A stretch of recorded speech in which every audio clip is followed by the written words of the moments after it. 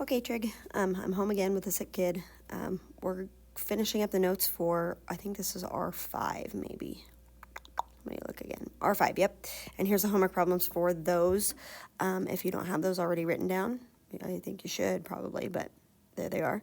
And we are on example 11. We've got just a couple examples left. I'm going to, let's just start with example 11.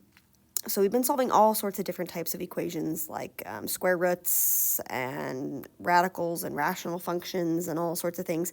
Here's another example where we have a radical equation, so a square root in this case. And just like all the others, like when you have an absolute value or anything like that, you want to make sure that you isolate the part that you're trying to solve for. So I need to kick that 4 to the other side first and foremost. And I've got the square root of x plus 10 is equal to, I'm going to call that x plus 4, okay? And then when I square it, I've got to make sure I put parentheses around that. This square and the square root are going to cancel out, so I have x plus 10 on this side. But this guy, don't write him as x squared plus 16. That's not how that works, right? We know that that means x plus 4 times another x plus 4, right? And we have to FOIL it, right? So x squared plus 4x, the insides would be another 4x, plus 16. Some of you guys can do that in your head, so I'm going to write it down here and put the 4's together. X squared plus 8x plus 16. A lot of you guys can jump straight from here to there, which is totally awesome. You can do that like math kind of in your head. That's really cool. Okay, now because I'm going to end up with a trinomial, I'm going to move this stuff over here to this side. So I'm going to subtract the, oh wait, not there. I'm going to subtract the x from here, and I'm going to subtract the 10 from there. So now I have 0 left on this side.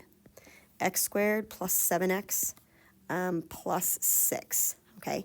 And that is going to be a simple trinomial where I can just, what do you multiply to get 6, but when you add them, give you 7, right? And that is 6 and 1, okay?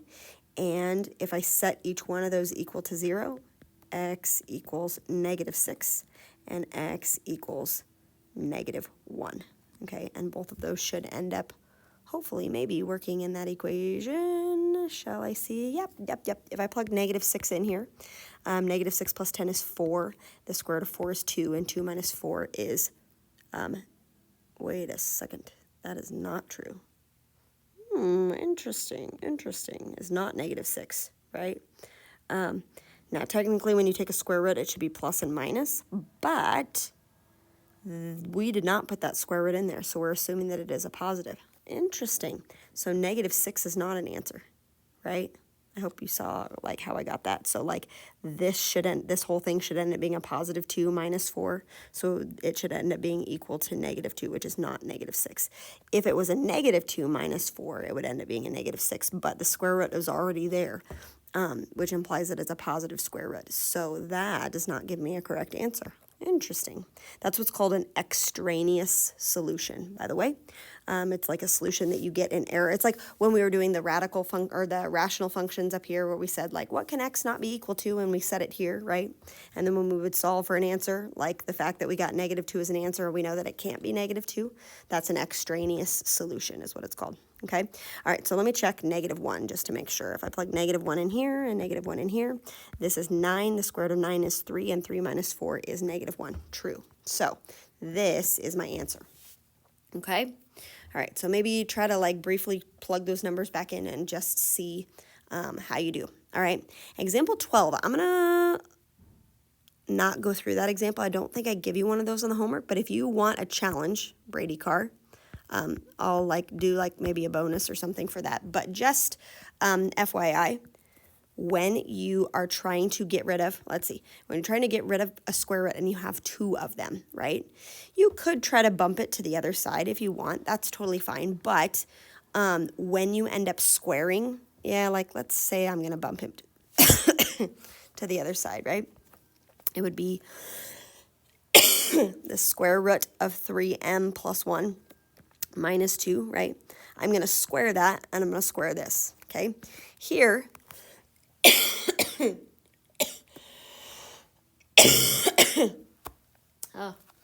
here the square root and the square cancel out, but here, when I FOIL, This is not going to cancel out. Those two will cancel, but then I'll have a middle term that will also have a square root. And then down in this middle step, I'll have to kind of like square both sides again. So if you want a challenge and you want to go through that one, totally fine. Try it. See what you get. Let's go to example 13. And again, we want to isolate the disgusting part. This is a radical also. Let's fix this 2/3 here in a second, but I'm going to get rid of that 2 first. So that becomes 4 on this side. Goodness. Okay, and then I'm going to think x to the 2/3, or anything to the 2/3, makes that the cubic root of that guy squared. So, do I want to do that? Yeah, let's go ahead and do that. Let's do the 2 on the inside. Sure. Actually, no, wrong. No, we're going to do the 2 on the inside. Yep. Okay, it doesn't matter. You can do it either way. I'm going to do it on the inside because we're going to end up with pluses and minuses. So to get this gone, I'm going to do the outside first, which is cubing both sides, and that's going to get rid of that cube, right, or the cubic root. And this is x plus 1 squared now equals 4 to the 3rd power is going to be 64, and then I'm going to take the square root. Whoa. Take the square root. Now, it would have been smaller numbers if I would have taken the square root first, but the reason why I did not was because the square root of 64 is plus minus 8, and I would have had to deal with a plus minus after the first step, and I really don't want to do that. So I'm going to wait until the end, take the square root, and then do the plus minus 8. And then, last thing that I have to do is subtract the 1 there, okay? And a lot of people look at this and they say, oh, that answer is plus minus 7. Wrong. If it's a positive 8, minus 1, that would give me a positive 7. But if it's a negative 8 minus 1, that gives me negative 9. Those are my 2 answers that I get for this function or this operation, okay? So that is how that works, all right? 7 and negative 9. All right, let's keep going on down. How many do we have left? 2 left. All right, solving equations for a specified variable. We want to solve for r, okay? So I just want to get this r by itself, and I'm basically going to kick everything to the other side. Okay, so I'm going to, do I want to do this all in the same step? Maybe not. I'm going to wait, and this 1/3 I'm going to kick to the other side. So I'm going to divide both sides by 1/3. But when you divide by 1/3, it's like multiplying by 3. So I have 3v is equal to pi r squared h right now, right? That 1/3 is gone. Now I want to get the r by itself. Okay, so I'm going to get rid of the pi and the h, and I'm going to divide by pi h and divide by pi h. Okay, and there's no simplifying I can do on that left side. So now, you don't have to keep rewriting this, but I'm going to.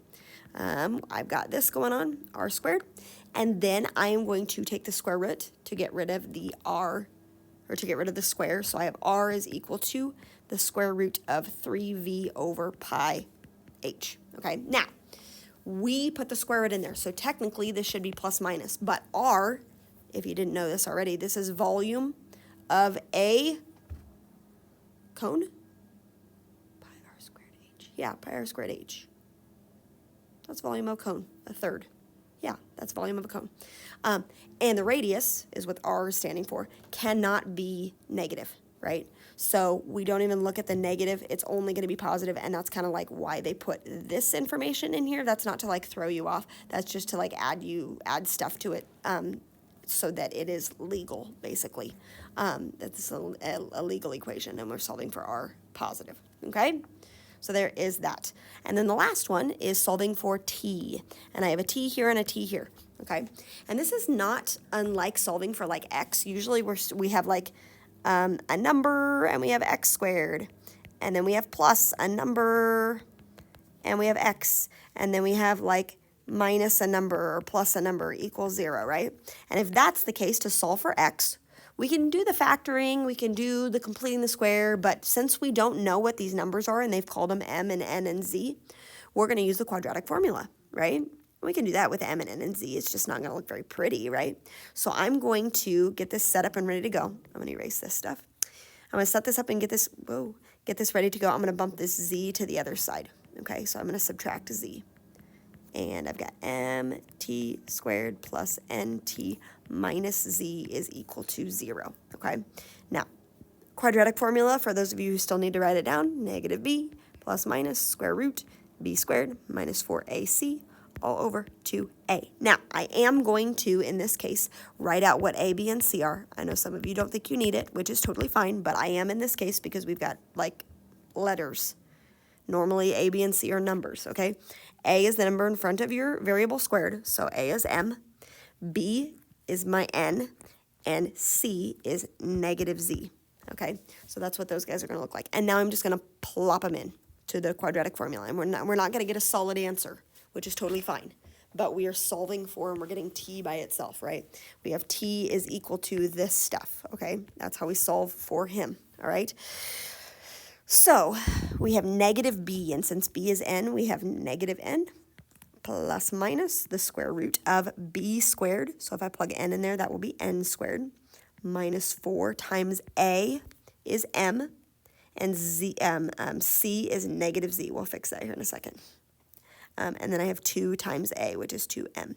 The only thing that I can fix in this case is like this stuff right here.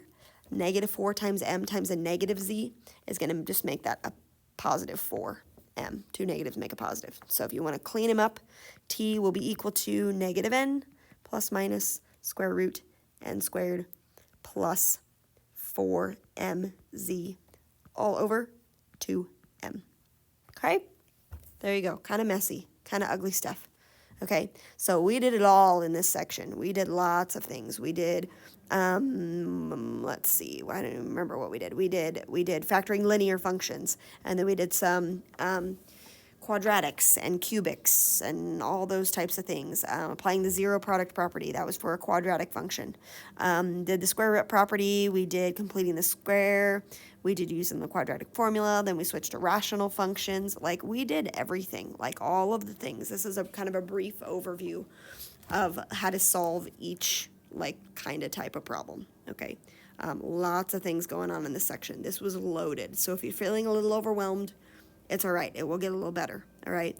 But there is that. I think if you've caught up to homework, you should maybe only have like 2 problems left, I think, 106 and 114, if you're caught up. If not, you got some time to work on this homework in class, okay? All right, tomorrow we'll go over questions. Goodbye.